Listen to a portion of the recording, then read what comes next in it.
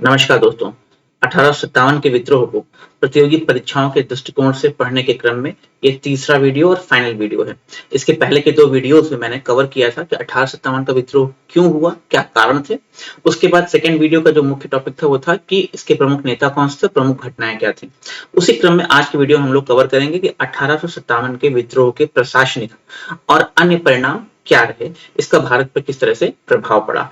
ध्यान से पूरा वीडियो देखिएगा, पसंद आए तो लाइक और सब्सक्राइब कीजिएगा। Let's start the video. विद्रोह के परिणामों की बात करेंगे तो सबसे जो महत्वपूर्ण परिणाम ये हुआ कि भारत में ईस्ट इंडिया कंपनी के शासन का अंत हो गया। अब ईस्ट इंडिया कंपनी भारत की शासक नहीं रही, तो शासन किसने अपने हाथ में लिया? क्राउन ने, है ना। इंग्लैंड का जो किंग या क्वीन होगा वो भारत का शासक माना जाएगा। ये कैसे निश्चित किया गया? इंग्लैंड की संसद ने एक कानून पारित किया। क्या कानून का नाम था? कानून का नाम था better government of India act of 1858। Bharat के बेहतर शासन के लिए बनाया गया अधिनियम जो 1858 को पारित हुआ। इसको क्वीन प्रोक्लेमेशन भी कहा जाता है, क्योंकि भारत में 1 नवंबर 1858 को इलाहाबाद नामक स्थान पर, जिसे आप प्रयागराज के नाम से जानते हैं, लॉर्ड कैनिंग, जो उस समय भारत का गवर्नर जनरल था, ठीक है, 1857 के विद्रोह के बाद इसका पद नाम बदल दिया गया था। क्या कर दिया गया था? वायसराय। बट व्यक्ति वही रहा, person remain the same. Last governor general and the first viceroy is Lord Canning. तो 1858 में 1 नवंबर को लॉर्ड कैनिंग ने इलाहाबाद में क्वींस प्रोक्लेमेशन, रानी का जो घोषणा पत्र पढ़ा, और उस घोषणा पत्र में डिक्लेयर किया गया था कि अब भारत का शासन प्रत्यक्ष रूप से किंग या क्वीन द्वारा चलाया जाएगा। लेकिन चूंकि इंग्लैंड में थी उस समय डेमोक्रेसी, तो इसका मतलब ये था किंग या क्वीन डायरेक्ट शासन नहीं करेंगे। कौन करेगा? ब्रिटिश संसद। तो ब्रिटिश प्राइम मिनिस्टर, उसकी कैबिनेट होगी, वो भारत को कंट्रोल करेंगे। ब्रिटिश संसद ने अपने डायरेक्ट कंट्रोल में ले लिया। यद्यपि उस समय के जो प्रधानमंत्री थे इंग्लैंड के, लॉर्ड पाल्मस्टन, वो इस पक्ष में नहीं थे कि इंग्लैंड की जो सरकार है ये अपना काम बढ़ाए और भारत का शासन अपने हाथ में ले। लेकिन जो उनके मंत्रिमंडलीय सहयोगी थे उनसे सहमत नहीं थे। तो परिणाम क्या हुआ? लॉर्ड पाल्मस्टन को अपनी कैबिनेट के साथ जाना पड़ा एक तरह से, और ये बिल आसानी से हाउस ऑफ कॉमन्स में पारित हो गया। ठीक है, better government of India act of 1858। और इस एक्ट के द्वारा भारत का जो प्रशासन था इंग्लैंड की संसद ने अपने हाथ में ले लिया।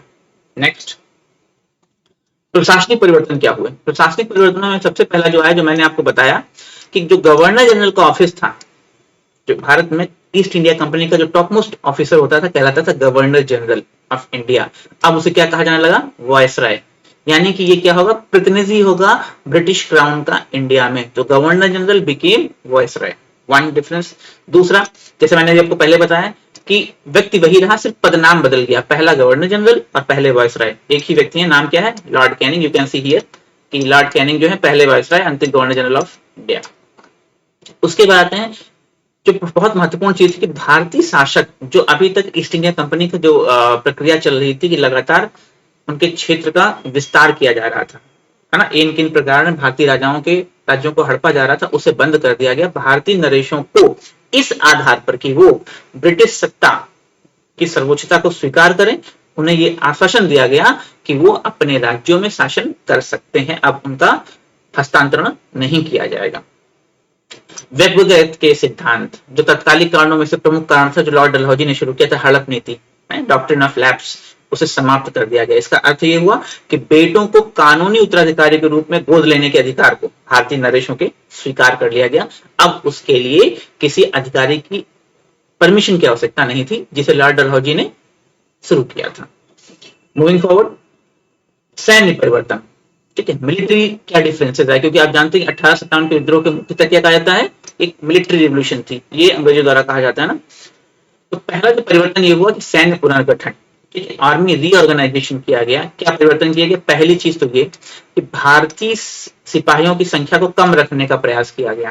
क्योंकि हुआ क्या था कि 1857 के विद्रोह में भारतीय सिपाहियों की संख्या लगभग 1:10 के आसपास थी। तो शुरुआत में जब विद्रोह भड़का तो अंग्रेजी सिपाहियों की संख्या इतनी कम थी, यूरोपीय सिपाहियों की, कि वो विद्रोह को संभाल नहीं पाया। तो अब ये प्रयास है कि भारतीय सिपाहियों की संख्या को इतने ज्यादा नहीं रखा जाएगा, खासकर कहां पे? अवध और बंगाल से, क्योंकि इन्हीं क्षेत्रों में जो तो विद्रोह हुआ था वो ज्यादा भीषण हुआ था।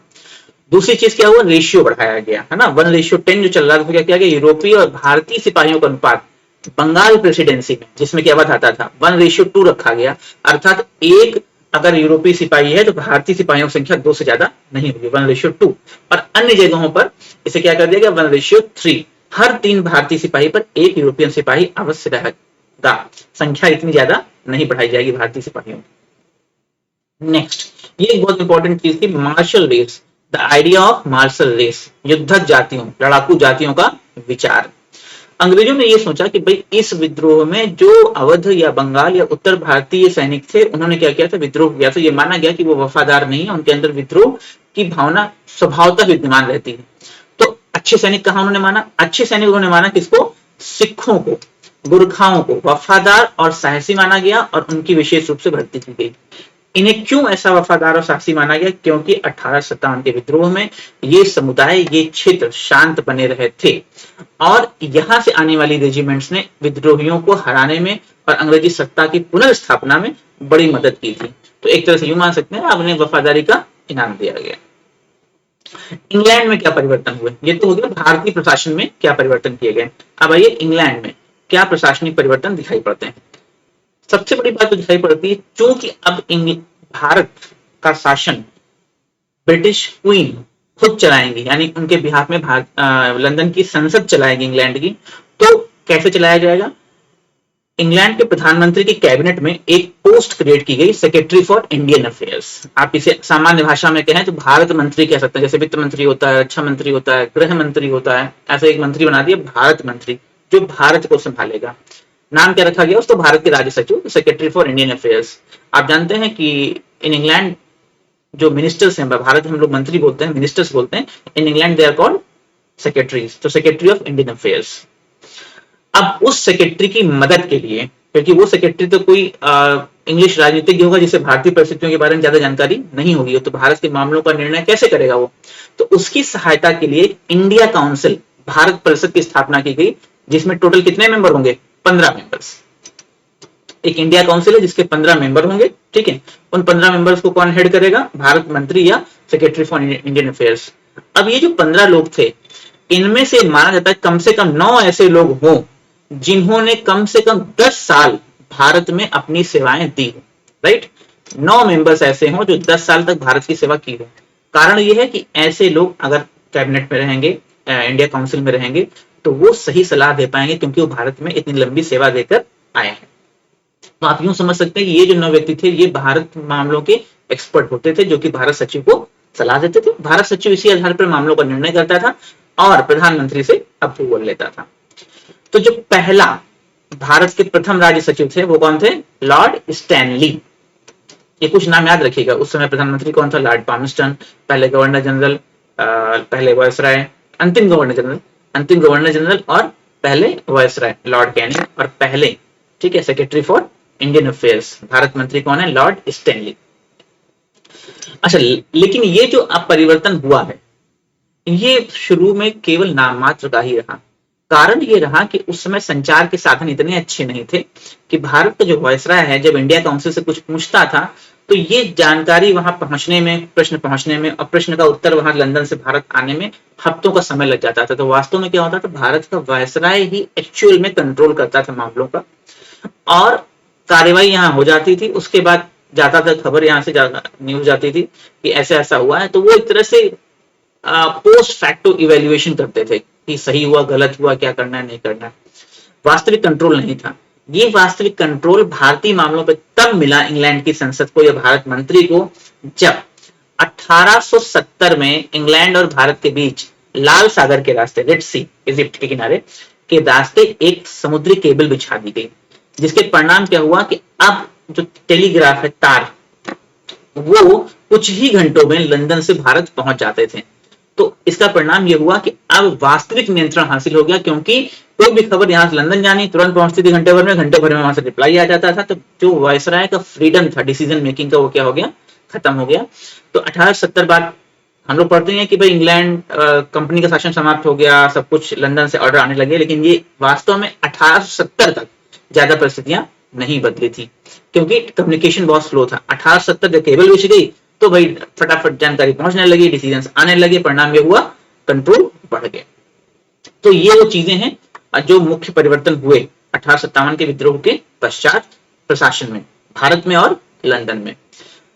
इस स्लाइड में मैंने बात करूंगा कुछ प्रमुख किताबों के बारे में। कुछ मित्रों ने कमेंट सेक्शन में पिछले वीडियोस में कहा था कि जो कुछ अच्छी किताबें इस पे लिखी गई हों या कंपटीशन में जो 1857 के विद्रोह से संबंधित किताबों के नाम पूछे जाते हों उसके बारे में कुछ बता दीजिए कुछ किताबें। तो सबसे पहली जो किताब आपको डेफिनेटली याद रखनी है, किताब का नाम ही 1857 1857 मात्र।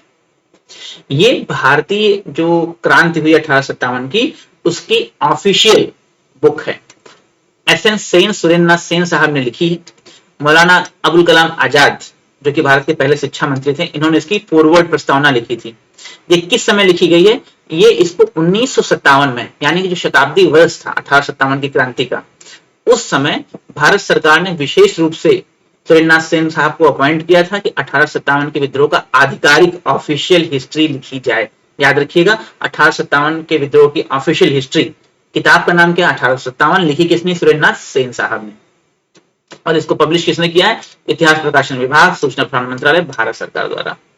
ठीक है।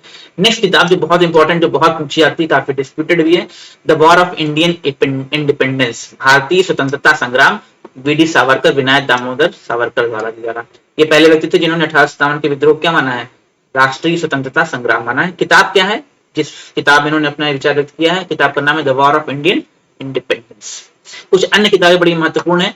The sipahi mutiny and the revolt of 1857 by RC. Majumdar साहब, the Indian mutiny of 1857 GB. Malleson, great mutiny by Christopher Hibbert, religion and ideology of the rebels of 1857 by Iqbal Hussain, and last the excavation of truth, unsung heroes of 1857 war of independence by Khan Mohammad Sadiq Khan. तो आज की video में ये प्रमुख बातें थी जो हम लोगों ने की। ये सीरीज आपको कैसी लगी 1857 विद्रोह की? क्या आपने कुछ नई चीजें सीखी या नहीं सीखी हैं? डेफिनेटली हमें कमेंट में बताइएगा। आपके जो व्यूज होते हैं वो लगातार अच्छा करने के लिए प्रेरित करते हैं। अच्छा सा कंटेंट आपको मिलता रहेगा। वीडियो को लाइक कीजिए, शेयर कीजिए और सब्सक्राइब कीजिए। That's all. Thank you.